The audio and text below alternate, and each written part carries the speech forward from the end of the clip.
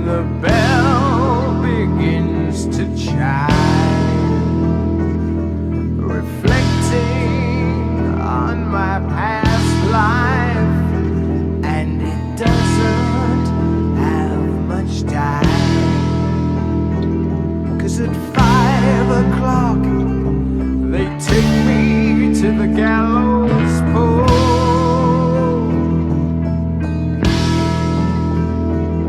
The sands of time for me are running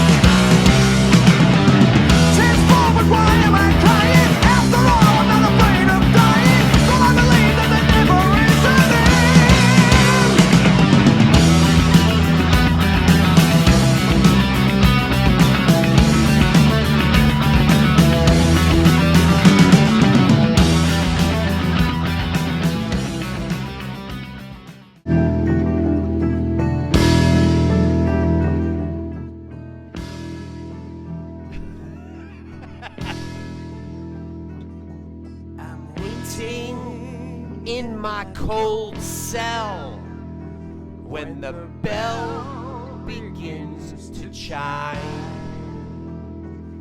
reflecting on my past life, and it doesn't have much time. Real quick, Joe. 'Cause at 5 o'clock they take me to the gallows pole. Yee. The sands of time for me are running low.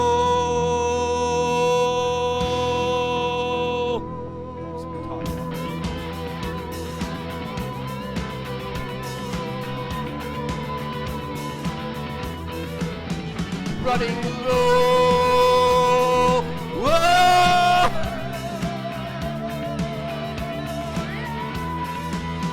All right, take it off, Joe. Welcome back, bowling fans. This week in the Draft League, week 21 or week 9 of the second third, and it's good to be back. We're starting off today with another sad story, Joe. Yes. Kobe Bryant, Los Angeles Laker great, has left us, died in a helicopter tragic accident along with his daughter out in California. Others on the flight were, was it John Altobelli, which is a long-term college coach, and and family members. Can't forget them. Correct. Condolences to both families. Horrible. Second up, New Year's Singles Classic was Saturday. Joe and I were on the mic for the event. What do you got, Johnny? Timmy McAuliffe, great showing. Runner-up, Tim McAuliffe behind us. Winner goes to Steve Sass, lefty from Bayonne, New Jersey, in a tremendous final. Yes, out of Hudson Lanes. And Joey Weisenstein, congrats, coming in third. Great showing. I mean, probably one shot away from possibly winning it all. And Johnny Edichico finishing in fourth. So congratulations to those four, especially Steve.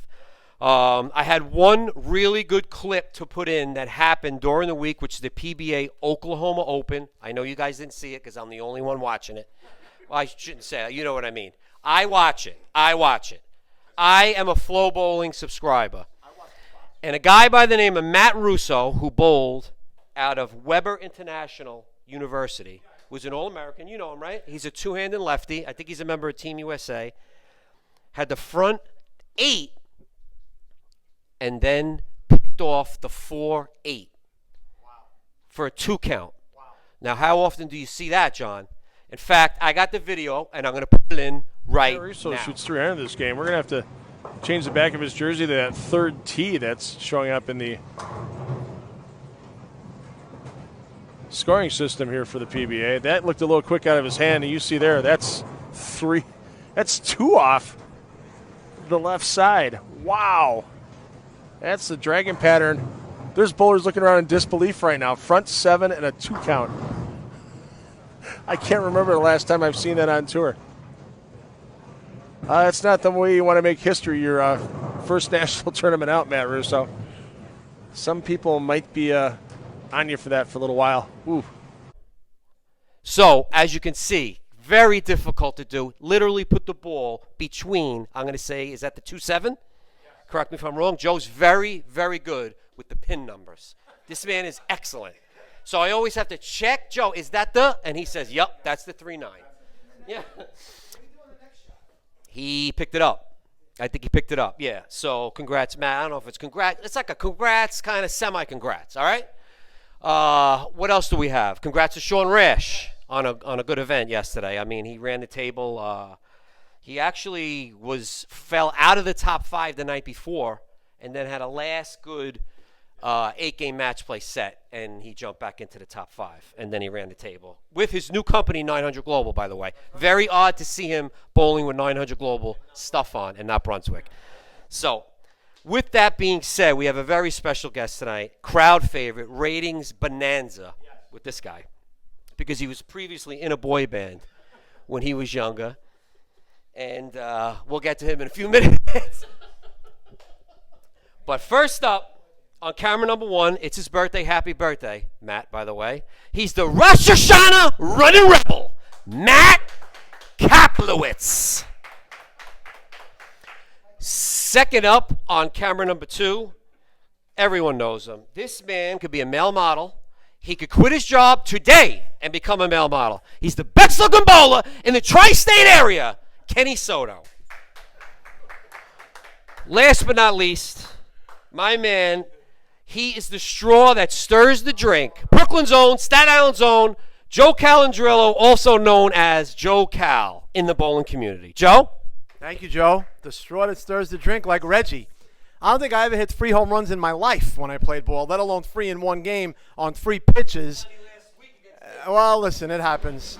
But you know what? Before we get to bringing in our guest, John Jr., let's talk on last week's matchups for a second. For those of you who watched the show last week, and we're hoping everybody out there did and is tuning in again tonight, Joe and I bowled head-to-head. Matt and Kenny also bowled against each other, and our guests last week were 2 of the younger guys, A.J. Everetts and Steve Bonanno. They happened to be bowling against each other. We didn't plan it that way. It just happened to work out. The stars aligned. And I made a prediction. I said, between Matt and Kenny, it's going to be a 10-pin difference. I didn't say who was going to win. I was totally Switzerland. I was neutral. I said, I'm not saying who's going to win, but it's going to be a 10-pin difference. Folks, they tied the series. Right? They tied the series. 637 apiece, right? And what, 2.5 to 1.5 points? Was that it? Right? Okay, Joe and I went mano y mano, and Joe shot great, shot 683.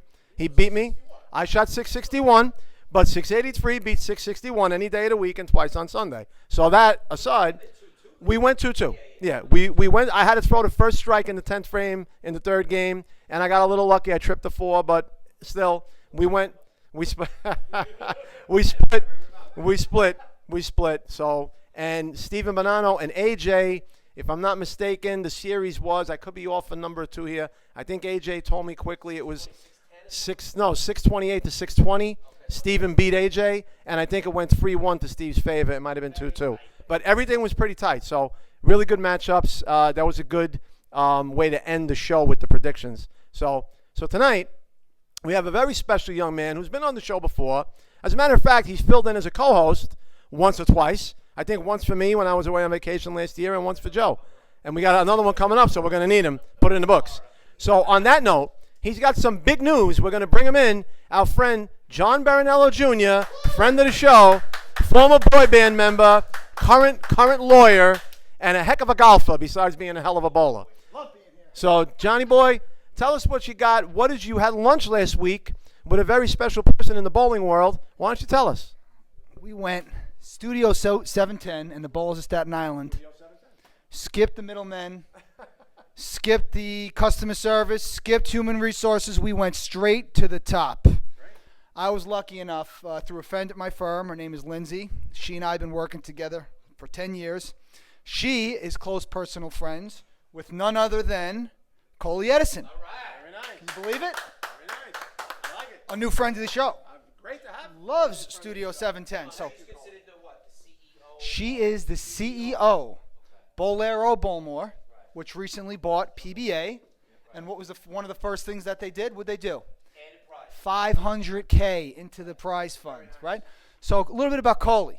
Collie started out, she was setting up, doing, I don't want to say decorating, but she was like a designer. She was a promoter. She did parties for Bowlmore 12 years ago. Fast forward, CEO of the company. Wow. Super impressive. We had a great lunch. And her goal is to make bowling what it used to be. A popular, everyone tuning in, big money, big sponsorship. She's a breath of fresh air. So a couple of the ideas that she suggested to me. She's right on page with what's going on in the bowling world. That's great. Football, she understands it's an issue, right? Advertising, she understands it's an issue. Sponsorship, she understands it's an issue. And another thing, which shocked me, she even understands that bowlers don't want to know who won before they tuned in. Bowlers want to be surprised. So she said there may be one or two pre-recorded shows. Everything else is going to be live. Very, very exciting news. So she asked me for some suggestions. The one and only Joe Bruno made a great suggestion. Why not throw gambling into bowling? There you go. Why not? Right? It's legal in how many states now? Just about Betting on everything. We're betting on what? How many things are we going to bet on this Sunday in the Super Bowl? Oh, my God. Right. If A-Rod's going to be on the camera. Right. So personally, I'm a Giants fan. I'm not watching another football game unless I got a little something on it. Same thing with bowling. How many more people would be attracted to the sport? So anyway, I digress. This is Collie. She's wonderful. She's going to be great for the sport. She has great ideas. And if you can zoom in here. I'll hold the other end of that. Yep. There we go. She sent us a little message to my friends at Studio 710. We hit the big time, Joe. Best wishes for a great season. Like Hyman Roth said. Thanks for lunch, John. Best, Collie Edison. So, Thank you, Coley. I told her all about Rabs. I told her all about our draft league. I told her all the exciting stuff we have going on. She's going to take a look at Staten Island bowling. Very nice. Maybe have a who knows? Did you tell her about Matty K? Collie is Collie's happily married, beautiful family. So, sorry, Matt. Sorry, man. We tried, man. Anyway, Collie, it was a pleasure meeting you, and all the best for the PBA. So, Studio 710, a new friend of the show. Junior did a great job. He did a great job. John, don't go away. You can put the book down. And we got.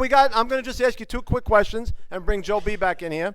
So, first question I have for you is, touching on that. Now, I'm a little bit older than you, probably a lot older than you. So, the day of the Saturday afternoon telecast on ABC, right? Now, I know you were younger then, but don't you feel that is probably what we need to get bowling back to?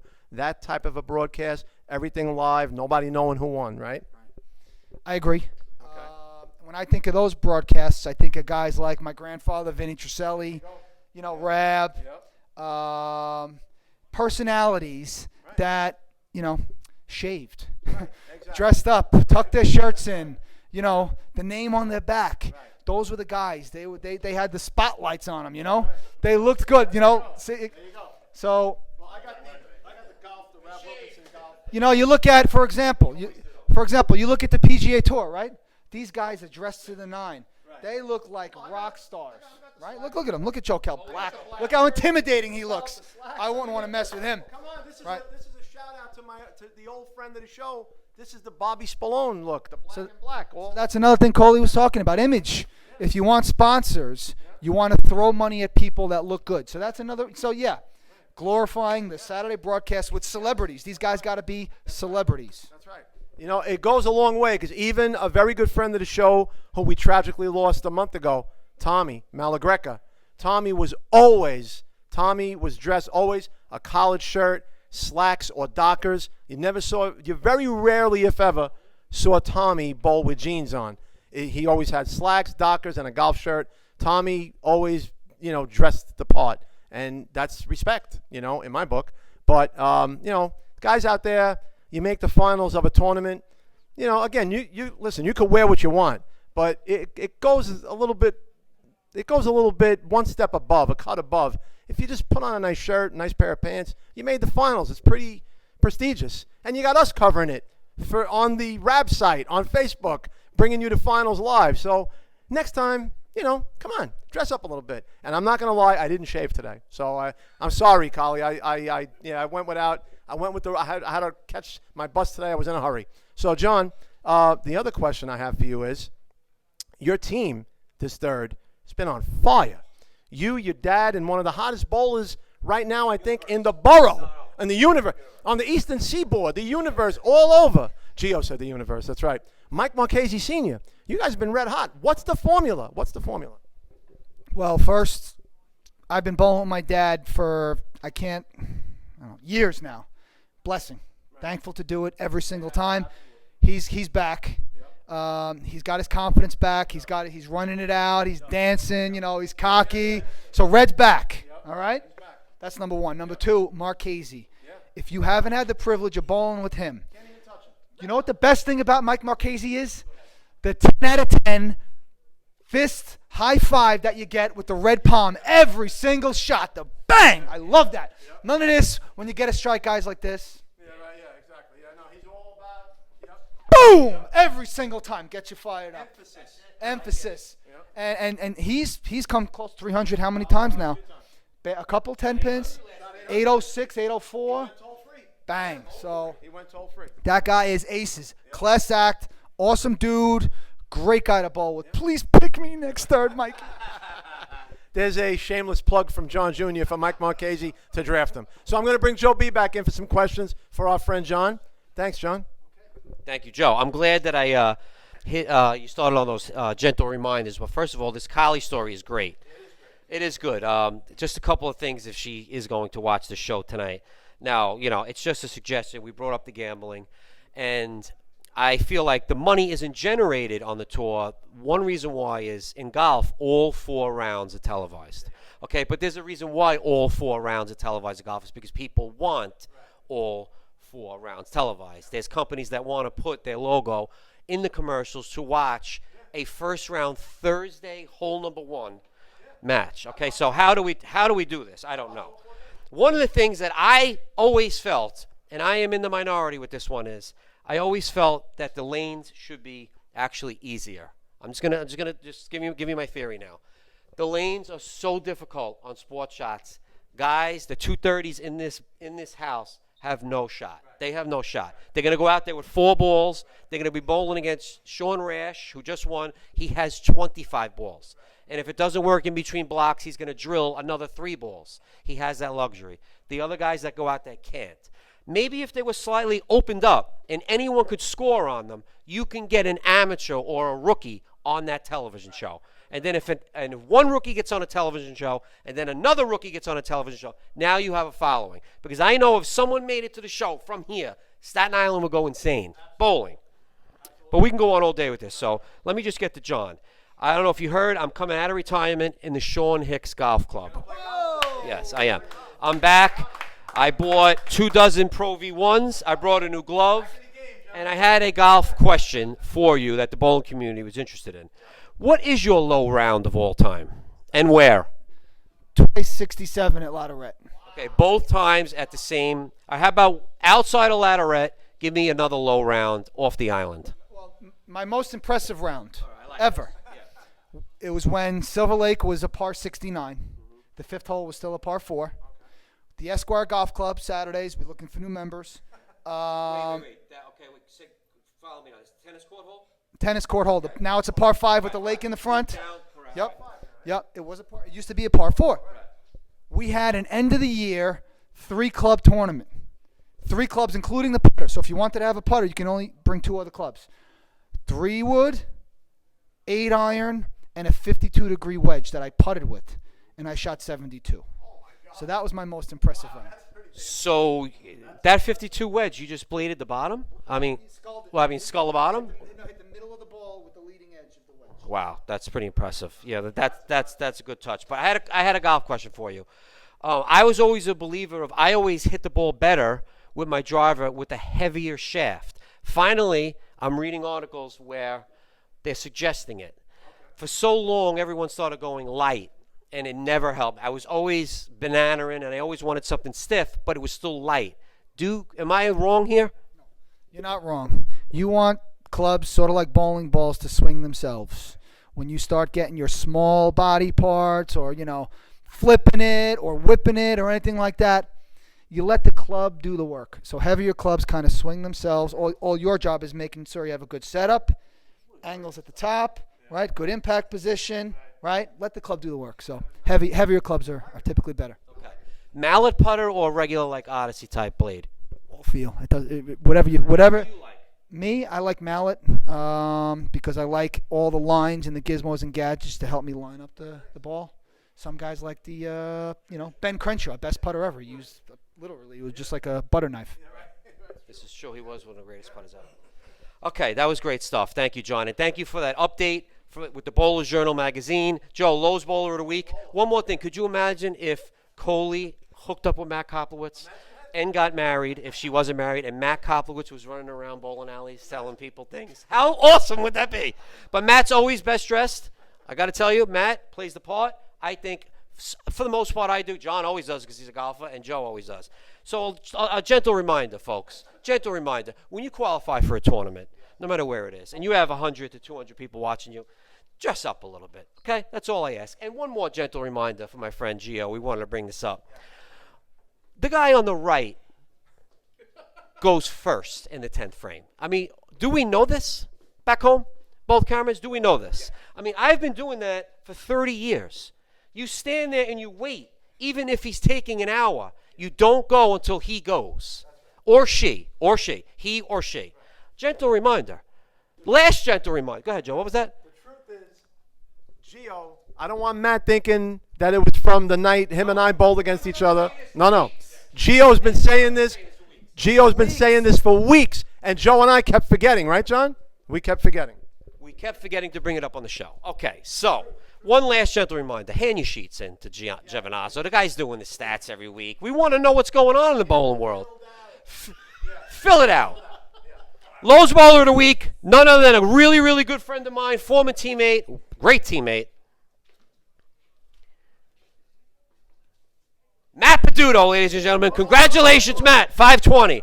Love you, Matt. Joe, come on in and send us off. We're going to send it off because the lane lights are going to go on in about 3-4 minutes. So before closing, we just want to say we don't know who our guest is going to be next week. We're going to pull it out of the hat again, pull the rabbit out of the hat, the wild card. But before we go, 2 birthdays in the bowling community today. Our very own Melissa Camera, Mel. Today is her birthday. We're hoping she comes back soon to the game that she loves, and we love her being part of our league. Okay? Mel is here tonight, working the front desk. And another friend of the show who has a show of his own, The Lamp View, Joe Lamparello. Happy birthday, Lamp. The man, Joe Lamp. Save that clock. Give us that Lamp View. Like they say on The View, take some time to enjoy The View. Hate that show, even though I work there. I work at ABC. Hate that show. But anyway, enjoy The Lamp View. Happy birthday, Joe. Happy birthday, Mel. Folks, signing off like we always do. Good luck to all of us tonight, bowling. Good night, good luck, God bless, and good bowling.